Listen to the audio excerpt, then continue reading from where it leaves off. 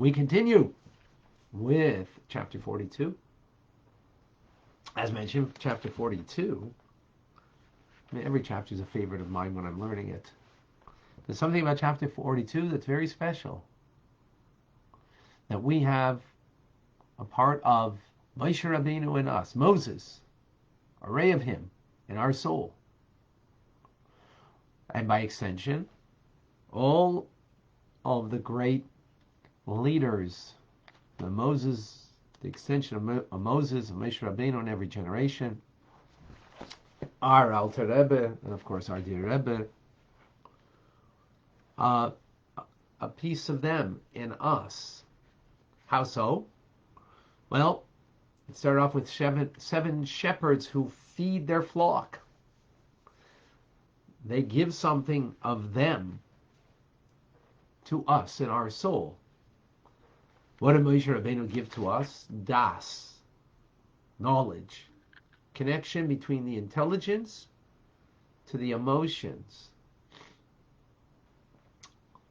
between knowing something that might be a piece of information, like a doctor that knows the ills of smoking. That's information, but yet smokes, by way of metaphor. Why? Because that information is just a piece of information. Didn't connect to the information, that it made a riveting sense in the heart, that the heart refrains from it, hates it, because of the terrible things that can come from it. That's what knowledge can do. Or das, better. As the word Adam knew Eve, Yada, das, means he connected with her in marital relations. Meaning there's a deep bond that comes from marital relations.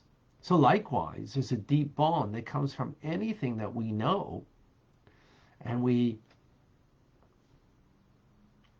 make it real for us.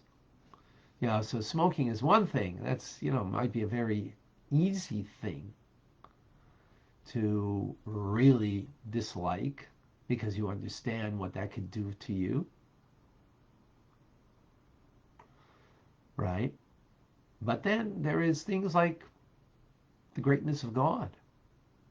Not my greatness, God's greatness. God's involvement in the world. Not my involvement in what I am so, special and, praiseworthy for. But what God is. Now, not only it's a piece of information, but it's real to us. How do you make it real? Well, the Alter Rebbe says, we have the capacity of attaching our very own das, our knowledge, to God. That not only that we understand about godliness, but that we can have a sense of it, a feel for it. And so we become wholly united with God. This is present at all of the souls, divine souls, by virtue of the nurture that we get from the soul of Moshe Rabbeinu, of Moses. So there's one caveat to it, though, and that now that we have it in our soul, that capacity, but that soul is in a body, and the body has a different agenda than what the soul's agenda is, to make God real. The body wants to make a comfortable life real. It wants to make success in the eyes of others, whether it's, having lots of money, lots of fame, lots of power. That's what the body / animal soul, its agenda is. So how are you going to overcome that? The Rebbe says you need a mighty exertion, a doubled, redoubled, in order to have an awareness of God that's real, that it will be somewhat felt.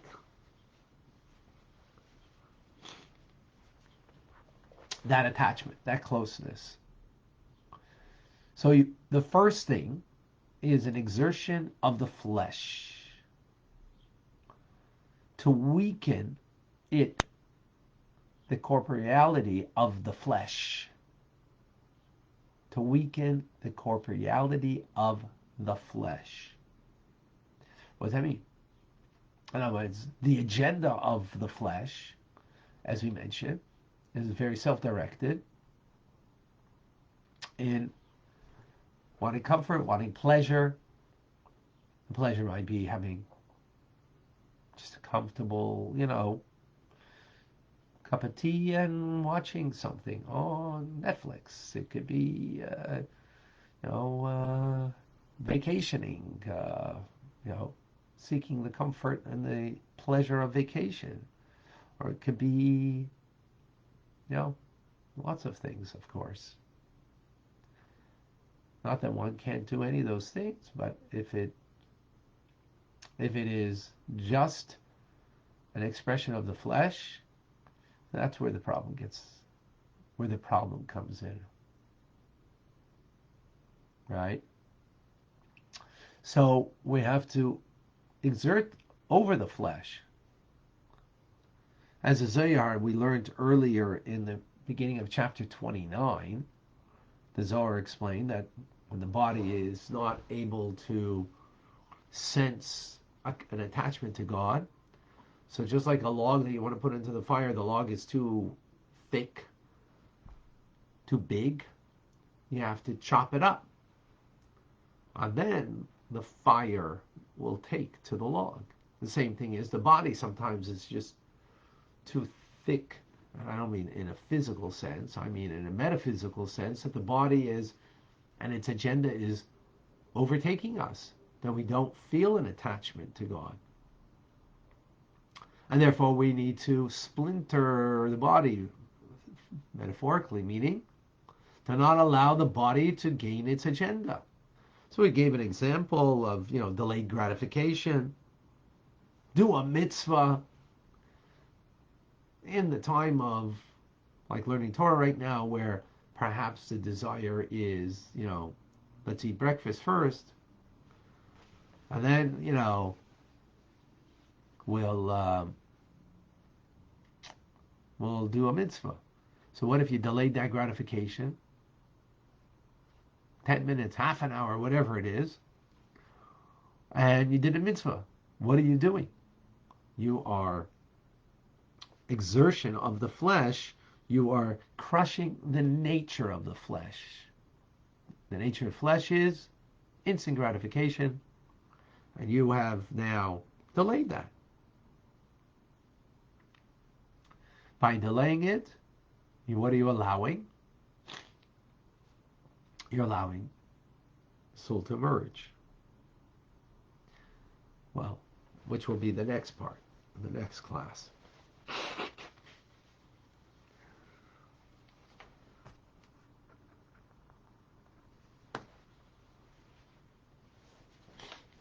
What is the difference between Chabad, Hasidis, and other types of Hasidis, Hasidim and Hasidis?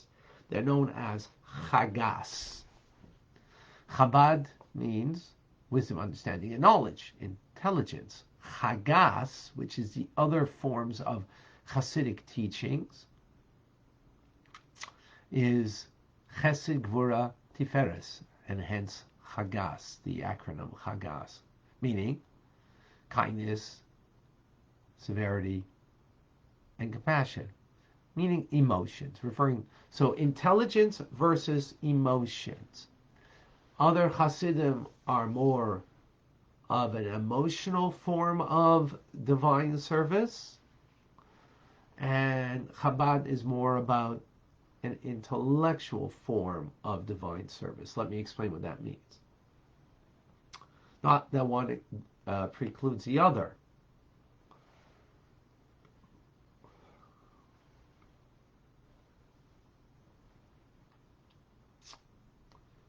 Chagas, the emotional form, is emphasizing not the your personal understanding and appreciation of your relationship to God or God as creator. It's more emotionally based or faith-based. That your Rebbe, your leader, right, in that particular Hasidic movement, he gets it. He understands the ways of God. And by attaching yourself to that holy, righteous individual, you attain not an intellectual understanding or awareness or knowledge of godliness, right? Because that needs your engagement. But what do you gain? An attachment to God through that, through the Rebbe, through the Rebbe's holiness. You get a sense of holiness. You get a sense of an attachment. So it's a faith-based, emotional kind of. Chabad is that it's not enough. You can't base your divine service on the Rebbe. He's there to inspire you. He's there to teach you, to mentor you, guide you. But in the end, you have to own it. And the only way you can own your own connection to God, or it's through an awareness of your own awareness, your own understanding, your own realness and knowledge that there isn't godliness. That you own it. It's yours. And that comes through only intelligence. You perceiving it. Then it becomes real for you. Not it's real for the Rebbe, and you just attach to his realness, but you have to make it real for you. That's very difficult because you have to learn a lot. You have to think about it, meditate upon it in order that it should become very real for you. So the other way, the chagas, you sort of get like a quick fix, a high. But the problem with that high is you don't own it. It's not yours. Because faith is beyond you. Being touched emotionally isn't something that you can hold on to when it's faith-based. But when you get something, when you understand the truth, and that truth is in the fibers of your being, then it's very real for you. You don't lose that. Now, you may not always be contemplating it, but you own it. Then you can bring that back. And that can affect you emotionally. But that's hard work.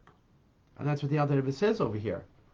Doubled and redoubled with great exertion in order that you own it for yourself.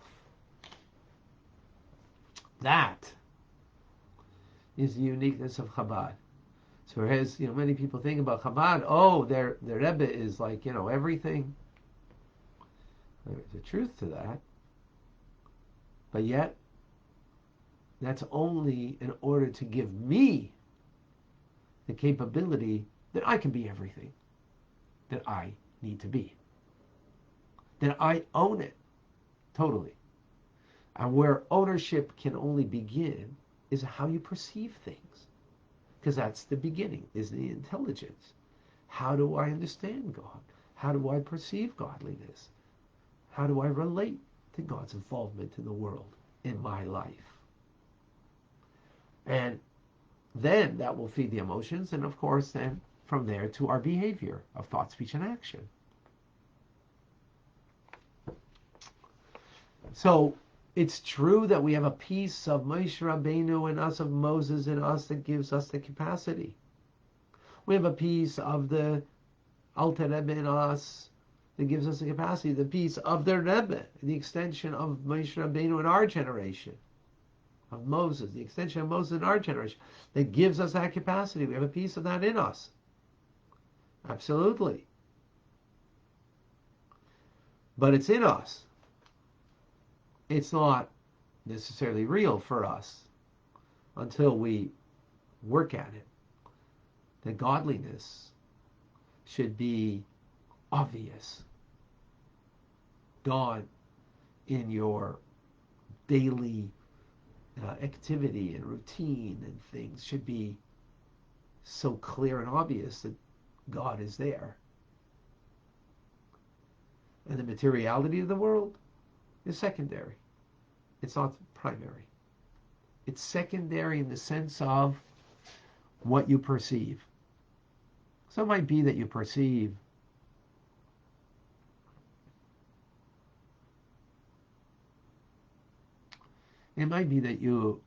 you perceive, oh, there's a war going on, and there's a lot of terrible things, that the envelope is being pushed in a direction that is really, there's truth to those things. But we have to be able to look deeper and see the godliness in our lives, in the world that we perceive based on understanding, as Tanya teaches us. And that becomes ours for good. As opposed to coming to hearing a real, beautiful, Hasidic melody, or a Hasidic story, or, words of that, just inspire you, feel very, very, heartwarming, beautiful words. It's great. Not saying that there's no place for that. But those things just inspire you and they quickly evaporate because they're not you. The only way something becomes a part of you is through the mind, through your intelligence.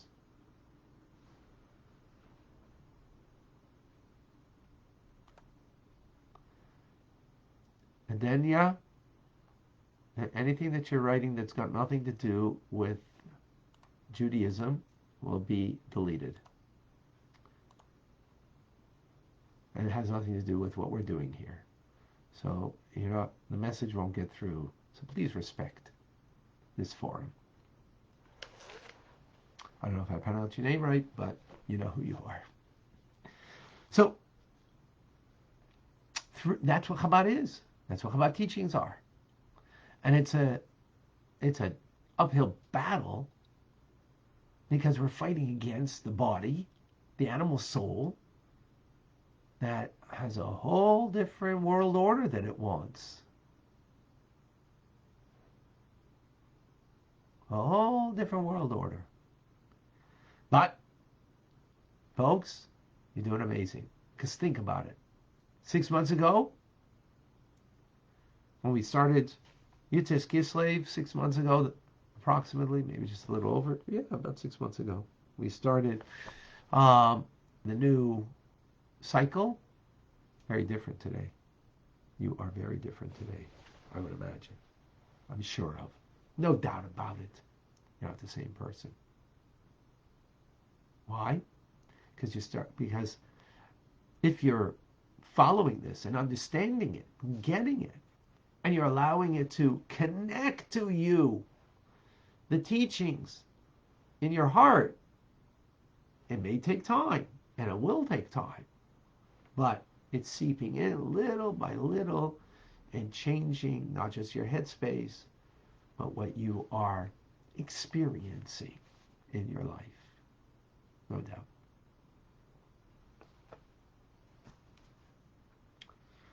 There is no doubt.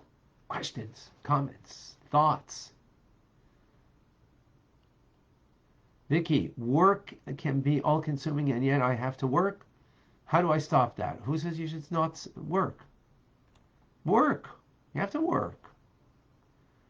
I mean, you have to do. You have to do. Work is not as long as it's something that's appropriate work. Absolutely. That's not a contradiction to any of this.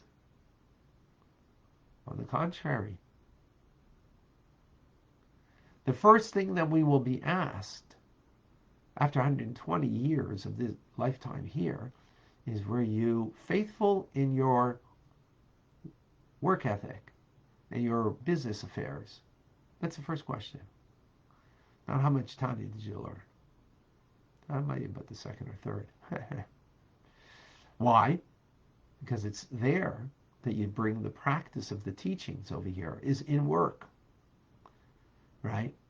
Is God real there? It's wonderful that God is real to you right now. But if you lose it afterwards, well, we do lose it to some degree, for sure. But God forbid that you lose it entirely. You're not losing it entirely. That means that's only because the more we own it, the more we understand it, the more we make it a part of us and make it real, we connect to it, and it's real for us, then the more when we go to work, the world's environment will not affect us. It will, because it takes time. We're a work in progress. We're BITs, Beinoni in training. Beautiful. Susan, what happens when a person at times loses faith and cannot feel it? You come back and learn Tanya. That's why you got to learn it every day. Okay. David, I don't have your question. I lost it. I answered those. Well, I try to own it. I sometimes hate terrorists and enemies of the Jewish people in Israel. Am I wrong in sometimes feeling that way? No, not at all, Rick. You have to hate the evilness. Absolutely.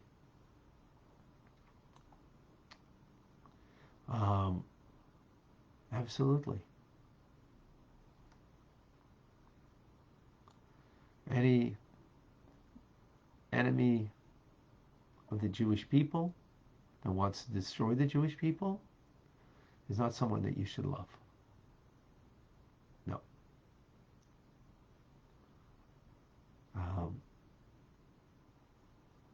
There's no mitzvah to love them. There's a mitzvah b'ahavas Yisrael of loving a fellow Jew as yourself. So you're loving the Jew in you, you love the Jew in them. But someone who's dedicated to killing the Jew, there's no mitzvah to love them. But, yeah. But there's no, that's not the focus anyways of our lives, should not be. Okay? That should not be the focus of our lives, is the enemies of Israel. What needs to be the focus of our lives is godliness. And the truth is, I really believe that the enemies of Israel will finally come around and they will recognize the truth of Torah. They will. That's what Mashiach definitely, and we're getting closer to, will happen. Right now there's a big divide, but they will come. So there's no question in my mind about that. In the meantime, whatever. May they recognize the truth now rather than later.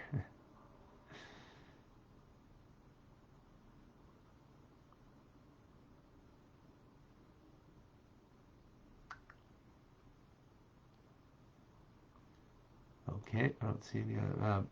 Davida, I don't have your question.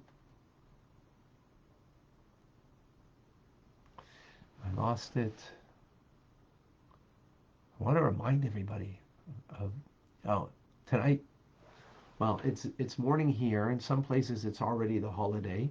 It's the last days of Pesach.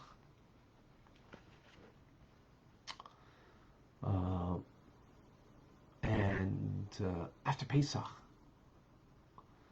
celebration continues because the Tanya Rabbi community is coming. I'm extremely excited. I'm hoping that you'll all be a part of it. It will not be in this forum, because it's going to be in a forum that's going to be much more a forum that will help you. You're not just a standby listener, but more engagement for you personally, in a sense that, here on these forums, it doesn't, it can't go deep enough for us in a personal way. And to really gain the growth that is necessary. So you'll have access to me in a much greater way. It costs very little for what you will get, but it will cost something. But then, if it's worth it, what we're going through over here, then it'll be worth it. More than worth it, actually. I'm very excited about it, because it's going to be taking these teachings to the next level that will allow you to really take ownership. The limitation here in the ownership, because it's hard to have the dialogue. And this dialogue of the questions that we're having now will be in a different, much more engaged manner.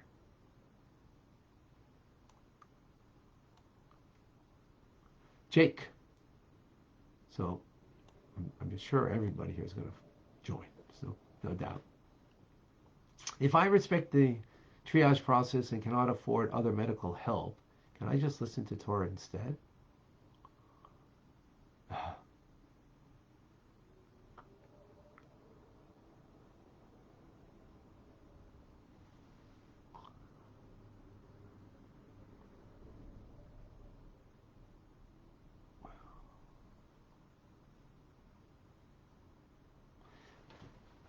Oh, that's a good question, Jake. I can't, it's hard for me to answer that properly. I don't want to answer that and take that kind of responsibility for your life, to be quite frank. Definitely prayers, Torah study, doing mitzvahs are very crucial in one's healing process. Absolutely. The mind is very powerful, and to engage the mind in one's healing process is very important. Absolutely. But I don't know what that means for you, Jake, so I can't answer properly. But definitely, more mitzvah the better. Okay. Davida, when Yaakov asked Hashem that he should have peace, was he coming from the body's agenda? No. Not at all. They all ask for peace. The last blessing in the Amidah, Barchenu Avinu Kulanu Kechad, bless us, our God, all of us together as one, as the Jewish people should be one. That's not coming from the body agenda. We should have peace. That's a very important thing. Because when you have peace of mind, peace in a literal sense, you can serve God much better. If you're warring physically or warring spiritually inside of you, then your Torah study is going to be much more difficult than when there's a calm. Oasis of the calm. That's going to be Sheikh Suda this year here in Montreal that we will have. Sorry, you're going to have to be here in Montreal for that. Thank you, Davida, for the question.